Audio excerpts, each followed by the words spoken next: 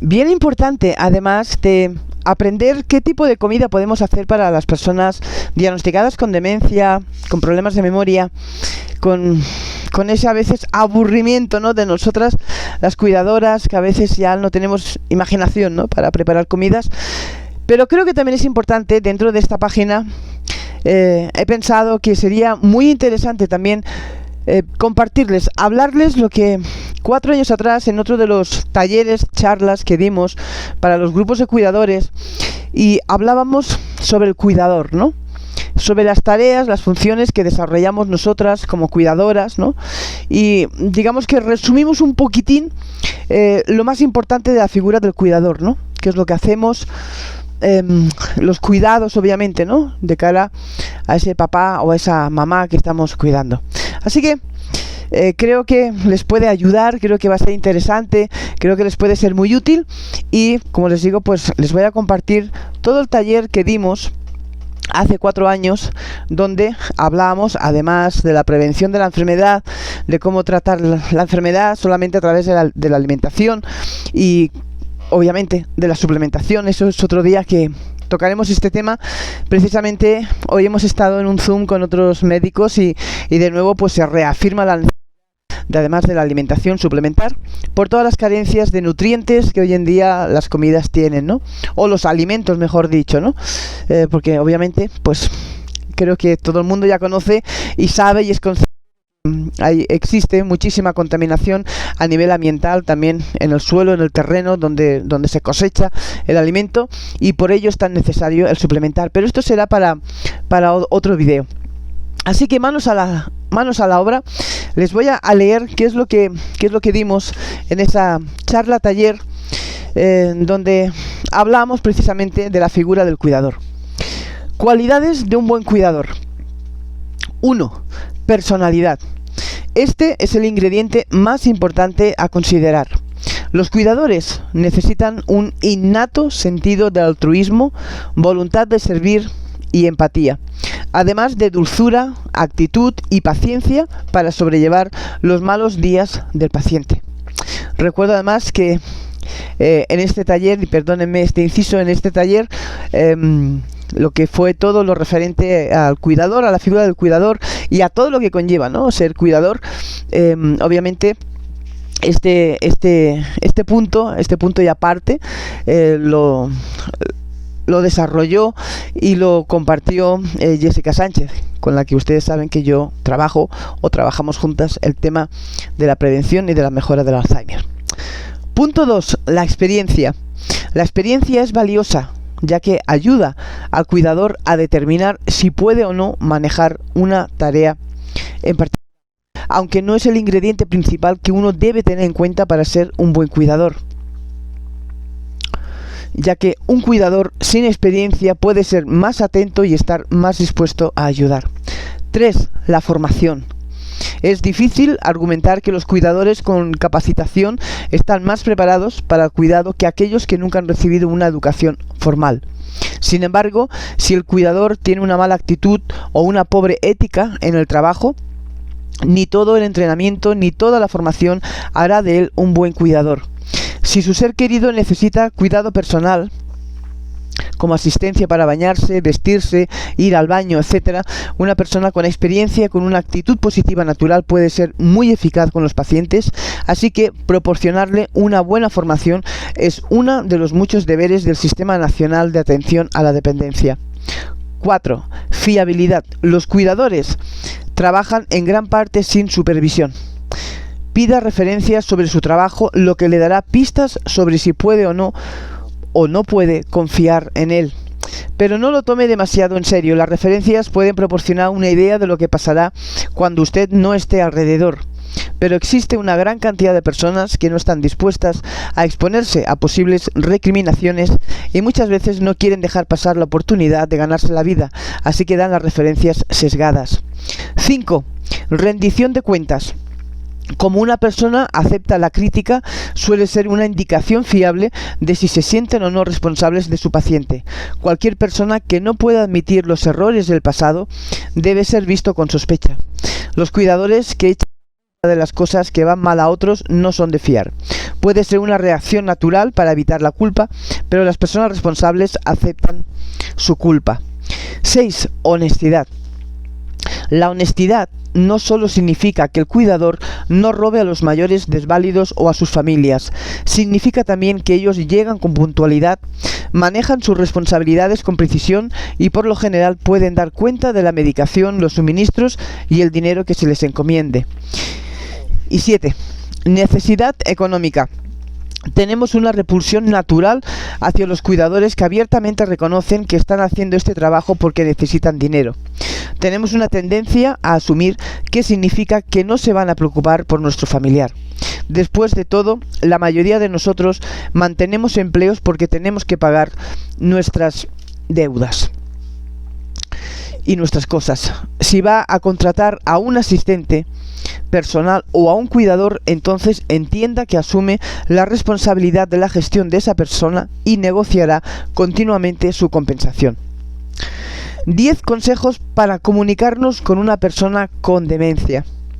Nadie nace sabiendo. Nadie nace sabiendo cómo comunicarse con un paciente con demencia, pero se puede aprender. Si mejoramos nuestras técnicas de comunicación, eso hará que las labores de cuidado provoquen menos estrés y que probablemente mejore la calidad de nuestra relación con el ser querido. Las buenas técnicas de comunicación también mejorarán nuestra capacidad para enfrentar las conductas problemáticas que pudieran presentarse al cuidar del paciente con demencia. Crear un ambiente positivo para la interacción. Nuestra actitud y el lenguaje corporal comunican las ideas y sentimientos con mayor fuerza que las palabras.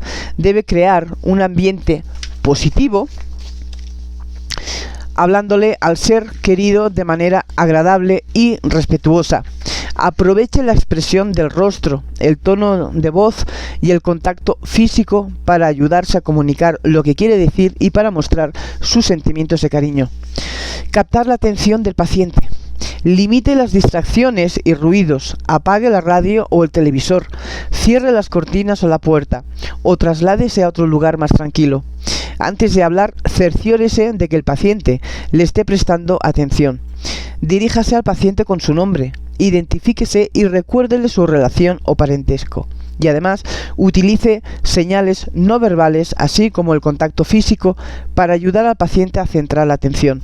Si el paciente estuviera sentado, póngase a la misma altura y mantenga el contacto visual. Expresar claramente lo que queremos decir. Emplee palabras y oraciones sencillas. Hable lentamente, con buena dicción y con un tono de voz reconfortante. Trate de no alzar la voz ni emplear un timbre muy agudo. En su lugar, hable con un tono de voz algo más grave. Si el paciente no le entiende la primera vez, emplee las mismas palabras para repetir el mensaje o la pregunta. Si aún entonces no le comprendiera, espere unos minutos y repita la pregunta con otras palabras. Diga los nombres de las personas y lugares en vez de pronombres o abreviaturas. Hacer preguntas sencillas que puedan responderse. Haga las preguntas de una en una. Las mejores son las que pueden responderse con un sí o con un no. No haga preguntas demasiado amplias ni presente numerosas opciones al mismo tiempo. Pregunte, por ejemplo, ¿quieres ponerte la camisa blanca o la camisa azul? Mejor todavía, muestre las dos alternativas. Los estímulos y recordatorios visuales contribuyen a aclarar la pregunta y a guiar la respuesta. Escuchar con los oídos, los ojos y el corazón. Muestre paciencia mientras espera la respuesta del querido. Si observa que está esforzándose por expresar su respuesta, puede sugerirle algunas palabras. Manténgase atento a las señales no verbales y al lenguaje corporal y responda en consecuencia. Trate en todo momento de entender el sentido y los sentimientos que están detrás de las palabras. Descomponer las actividades en una serie de pasos. Esto ayuda a que muchas tareas resulten más sencillas. Puede animar al ser querido a hacer aquello de lo que sea capaz, recordarle cariñosamente los pasos que olvidé y ayudarle en aquellos pasos que el paciente ya no puede realizar por sí solo. También es muy útil recurrir a los estímulos visuales, como por ejemplo si le señala con la mano dónde debe poner el plato. Cuando las cosas se compliquen, distraer y reorientar. Cuando vea que su ser querido se altera o se irrita, trate de cambiar el tema o el ambiente. Por ejemplo, pídale ayuda o invítelo a salir y caminar un rato. Es importante que sepamos comunicarnos con la persona en el nivel de los sentimientos antes de reorientar la situación. Podría decirle: veo que estás triste, lamento mucho que te sientas así. Vamos a buscar algo para comer. Responder con cariño y apoyo. Los pacientes con demencia suelen sentirse confusos, ansiosos e inseguros de sí mismos. Además, con frecuencia interpretan incorrectamente la realidad y pueden recordar cosas que nunca ocurrieron. No trate de convencerles de que están equivocados. Manténgase atento a los sentimientos que expresen, que sí son reales, y responda con palabras y gestos que comuniquen consuelo, apoyo y seguridad. A veces, el tomarle la mano, tocarle, abrazarle o felicitarle puede lograr una respuesta cuando fracasa otros medios. Recordar las cosas buenas. Recordar el pasado suele ser una actividad tranquilizante y que proporciona seguridad. Muchos pacientes dementes no pueden recordar lo que ocurrió hace 45 minutos, pero sí pueden acordarse muy bien de lo que pasó hace 45 años. Por lo tanto, trate de no hacer preguntas que dependan de la memoria a corto plazo, como por ejemplo preguntarle al paciente qué almorzó. En su lugar, trate de hacer preguntas generales sobre el pasado lejano del paciente, pues es más probable que conserve esta información. Mantener el sentido de... Ponga en juego siempre que sea posible su sentido del humor, aunque nunca a costa del paciente. Los pacientes con demencia suelen conservar las capacidades sociales y por lo general les agrada reír junto con el interlocutor. ¿Qué hacer para enfrentar las conductas problemáticas? Entre las mayores dificultades para cuidar a un ser querido que padezca de demencia están los cambios que suelen presentarse en la personalidad y la conducta del paciente. La mejor forma de enfrentar estas dificultades consiste en desplegar la creatividad, la flexibilidad, la paciencia y la compasión. También es importante que no nos sintamos aludidos personalmente y que mantengamos el sentido del humor. Para empezar, también consideremos estas reglas básicas. No podemos cambiar a la persona. El ser querido que está bajo su cuidado, que padece de un trastorno cerebral que determina su actual comportamiento. Si tratamos de restringir o modificar su conducta, lo más probable es que fracasemos y que provoquemos reacciones de resistencia. Es importante que tratemos de adaptar la conducta del paciente en lugar de prohibirla.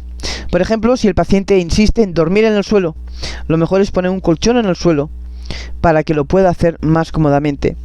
Recordemos que sí podemos cambiar nuestra propia conducta o el entorno físico. Si cambiamos nuestro propio comportamiento, muchas veces podremos modificar la conducta de nuestro ser querido. Preguntarle primero al médico. Los trastornos conductuales pueden deberse a problemas de salud subyacentes. Quizás el paciente sienta dolor o sufra de efectos adversos provocados por los medicamentos. En ciertos casos, como en la incontinencia o las alucinaciones, es posible que haya medicamentos o tratamientos que ayuden a controlar el problema. Toda conducta tiene un objetivo. Por lo general, los pacientes con demencia no nos pueden comunicar lo que desean o lo que necesitan. Es posible que hagan algo incomprensible, como sacar diariamente toda la ropa del armario, y que no encontremos el motivo. Es muy probable que el paciente esté tratando de satisfacer la necesidad de mantenerse ocupado y productivo. Trate siempre de entender la necesidad que el paciente esté tratando de satisfacer por medio de su comportamiento y siempre que sea posible trate de facilitar la satisfacción de esas necesidades. La conducta obedece a causas. Es importante entender que toda conducta obedece a una causa. No surge de la nada. Es posible que la conducta se deba a algo que alguien dijo o hizo, o puede ser producto de un cambio ocurrido en el entorno físico. La clave para modificar la conducta está en cambiar las circunstancias que creamos. Pruebe con otro enfoque o intente modificar las consecuencias.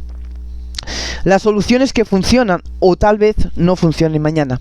Los muchos factores que inciden sobre la conducta problemática, así como el avance natural de la enfermedad, determinan que Las soluciones que hoy resuelven el problema quizás tengan que modificarse mañana o que ya no funcionen en absoluto. Lo más importante para enfrentar las conductas problemáticas consiste en mantener la creatividad y la flexibilidad en nuestras estrategias ante cada problema. Buscar el apoyo de otras personas. Usted no está solo. No están solos. Hay muchas otras personas que cuidan a pacientes con demencia. Llame al organismo local que se ocupe de la tercera edad, al grupo local de la Asociación Alzheimer o algún centro de recursos para cuidadores o alguno de los grupos que se enumeran en la sección de recursos, donde encontrará grupos de apoyo, organizaciones y servicios que podrán ayudarle. Guía del cuidador ahora para entender la conducta de los pacientes con demencia. Deambulación, cuando los vemos caminar para arriba, para abajo, que están inquietos, que no paran, que están sentados en la silla, que no paran de levantarse. Los pacientes con demencia suelen caminar aparentemente sin un rumbo definido por muchos motivos, como el aburrimiento, los efectos secundarios de la medicación o para buscar a alguien o algo. También es posible que estén tratando de satisfacer una necesidad física, la sed, el hambre, la urgencia de ir al baño o la necesidad de ejercitarse. No siempre es fácil averiguar las causas de la deambulación, pero estas pueden ser para resolver mejor el problema. Programe ejercicios periódicos para reducir a un mínimo la ansiedad del paciente. Muy importante el ejercicio, recuérdenlo, que lo hemos dicho tantas veces. Muy importante cada día esa horita de ejercicios físicos para ellos. Valore la posibilidad de instalar nuevas cerraduras que solo se puedan abrir con llave. Coloque las cerraduras en la parte más alta o más baja de las puertas. A muchos pacientes con demencia no se les ocurrirá buscarlas en otro sitio que no sea el habitual. No olvide las preocupaciones necesarias de seguridad general y contra incendios de todos los integrantes de la familia. Las cerraduras deben estar al acceso de los demás y abrirse en cuestión de pocos segundos. Esto creo que muchos hemos vivido situaciones así parecidas, ¿no? Cuando han intentado abrir el fuego de la cocina, cuando han cogido los fósforos, las cerillas y prenden y no saben que están prendiendo, ¿no? ¿Cuántos hemos vivido situaciones así y nos ha tocado pues tomar unas medidas, ¿no? Las medidas principalmente para las llaves de abrir el gas. Pruebe a usar también barreras para ocultar las puertas, como por ejemplo una cortina o tiras de colores. También puede que funcione la señal de pare o de no pasar. A veces también ha funcionado con algunos pacientes poner carteles, indicadores, ¿no? Por la casa, por el pasillo, en el baño, carteles colocados en las puertas, ¿no? Otro recurso podría ser el poner una alfombra negra o pintar de negro un pedazo del piso ante la puerta de la calle. El paciente de demencia puede interpretarlo como un agujero infranqueable. Ponga cubiertas de plástico sobre los pomos de las puertas para que sean seguras en caso de que ellos la manipulen. Considere la posibilidad de instalar un sistema de video de seguridad doméstica si se puede. ¿Cuántas veces hemos escuchado a veces por las redes sociales inclusive cómo la gente comparte que un enfermo de Alzheimer se ha perdido, ¿no? Hoy en día también recordemos que existen las pulseras también que los rastrean, también el botón de la Cruz Roja en caso que necesiten urgencias, ¿no? Muy importante porque esto sabemos que esto ocurre desgraciadamente. ¿Listo? Como les digo, pues ponerle al paciente un brazalete de identificación y además también sería muy bueno pues también coserle en la ropa etiquetas de identificación, su nombre o en dónde vive o un número de para poderlos encontrar en caso que se puedan perder. La incontinencia, que es la pérdida del control de los esfínteres. Esto es frecuentísimo en las etapas avanzadas de la demencia. A veces ocurren accidentes debido a factores del ambiente. Por ejemplo, es posible que el paciente no recuerde dónde estaba el baño o que no pueda llegar a tiempo.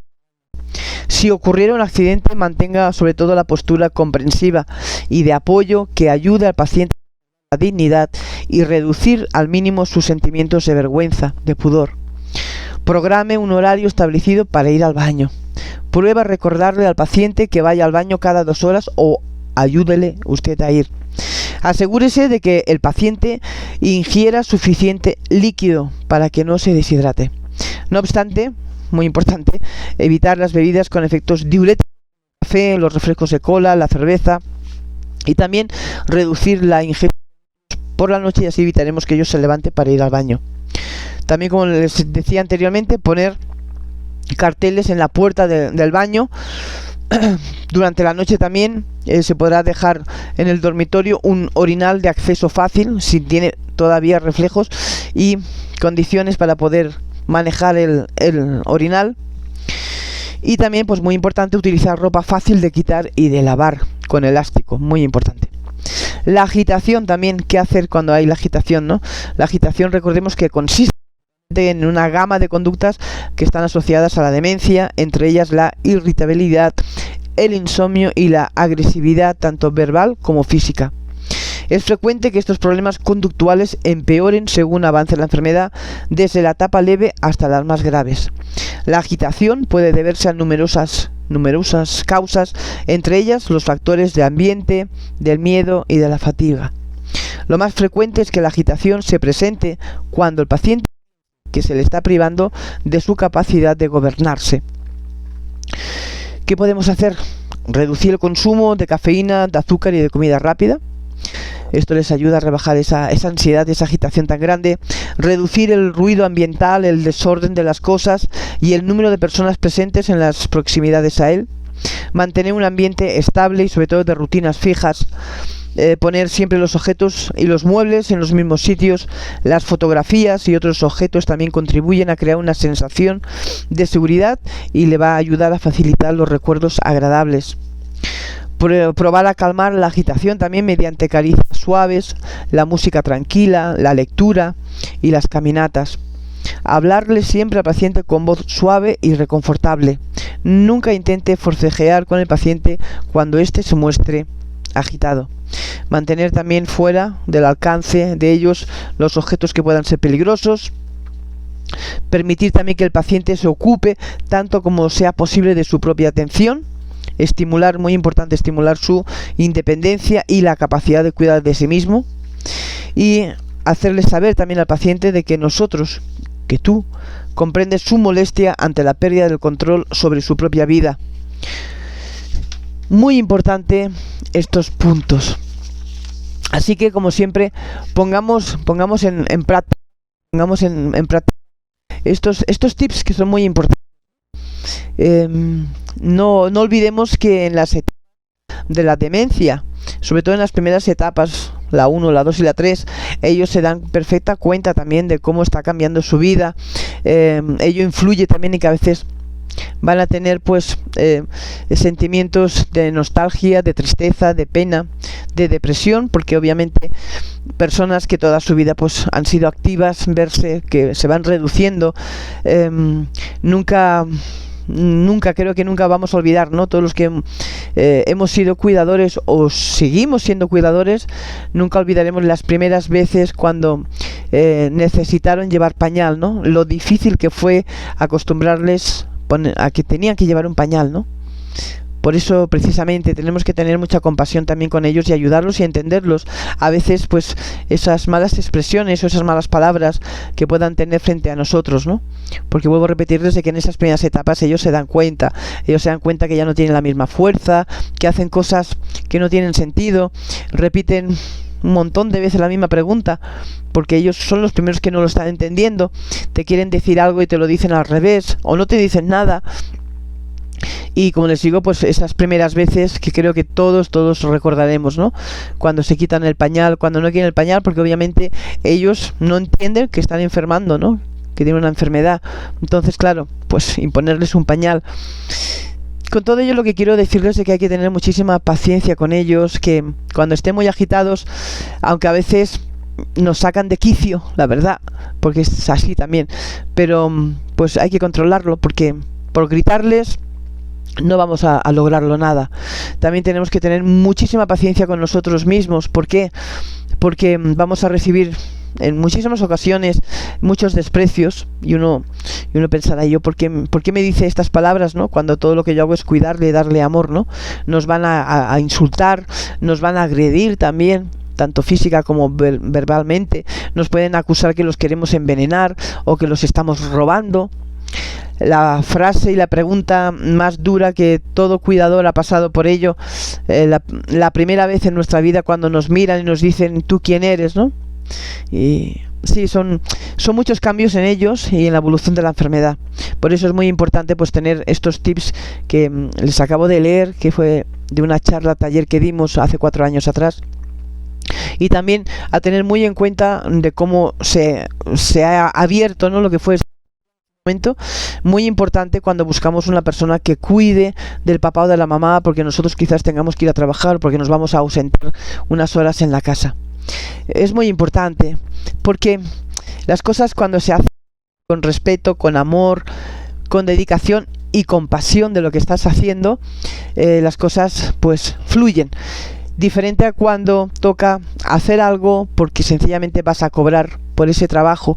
Por lo tanto, falta esa parte de empatía, ¿no?, de lo que estás haciendo. Sabemos, y esto también es muy cierto, muchas familias lo han vivido, que a veces pues buscas a alguien para que te cuide al papá o a la mamá y resulta que no hay esa empatía, o realmente te decían que tienen mucha práctica y no la tienen, a la hora de la verdad se hacen un lío, no saben cómo manejarlos, y ya para qué decirnos si el papá o la mamá además pues tienen caracteres fuertes, o tienen demencias como es la frontotemporal, que son muy déspotas, muy agresivos, son muy groseros, insultan muchísimo, pueden ser muy indiferentes. Obviamente la persona que venga aquí a la casa a cuidar a un enfermo con este tipo de demencia tiene que entenderlo, porque obviamente pues si te vas a igualar al mismo nivel de ese enfermo pues no vas a lograr nada. Vas a lograr que el enfermero o la enfermera o la persona que se hace llamar cuidador, que entiende al enfermo, lo único que va a lograr es enfadarse consigo misma, irritarse sin necesidad, y también pues al enfermo. Así que recordemos, podemos resumirlo en que muy importante a la hora de elegir un cuidador. A veces también es muy cierto, la titulación en muchas ocasiones no es nada, porque hay personas con titulación pero hacen el trabajo sencillamente porque a final de mes cobran un dinero. A personas que no tienen titulación, pero la misma experiencia que han tenido quizás ya desde la propia casa con un familiar, o sencillamente porque ha ido teniendo trabajitos para cuidar personas aunque no haya tenido el título, pero son personas con empatía, con respeto hacia la gente mayor, que entiendan la enfermedad, que consideran en el fondo pues qué triste, ¿no?, que la persona esté así, ¿no? Y esas personas son las buenas.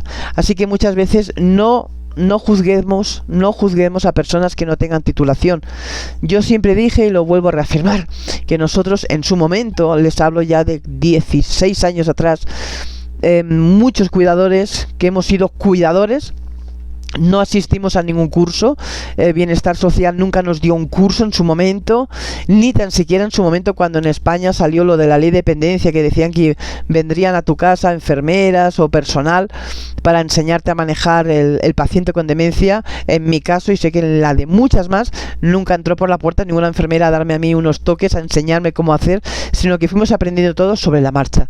Quiero decir con ellos de que a veces, de verdad y de corazón, hay personas que cuando hacen el trabajo de cuidar porque lo sienten con amor, con pasión, eso marca mucho la diferencia. Pero sí que es bueno tener esa visión de los posibles cuidadores que podemos contratar para cuidar al papá o a la mamá. Y el resto, como les he dicho, pues es todo de cuestión de paciencia, de entender lo que es la enfermedad.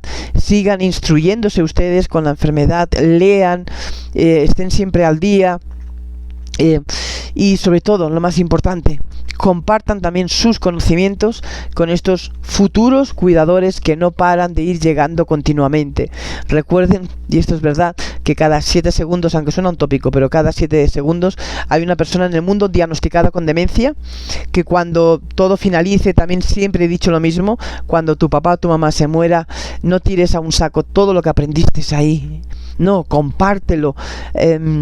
La enfermedad también tiene cosas bonitas, bellas, tiene cosas que nos dejan impregnadas el alma y el corazón, y hay personas que realmente la enfermedad nos cambia la vida, nos decantamos por cuidar a otras personas, nos decantamos también por desarrollarnos a nivel profesional, educativo, nos empuja pues a volver de nuevo a estudiar, a diplomarnos y a dedicarnos realmente al mundo del adulto mayor, ¿no? y por eso les digo que todo lo que ustedes o todo lo que vosotras estáis aprendiendo, el día que todo finalice, no lo tires allá a un saco al recuerdo. Hay muchas personas que te agradecerán tus consejos, todo lo que tú has vivido ya o estás viviendo, quizás trucos también has ido aprendiendo, ¿no?, a lo largo de la enfermedad. Todo eso ayudará a los futuros cuidadores que siguen viniendo cada día más. Si te gusta, como siempre, lo que aquí comparto, el trabajo, la labor, por favor, comparte la página, habla de la página, gracias, me gustas y sobre todo aplica lo que aquí comparto. Gracias.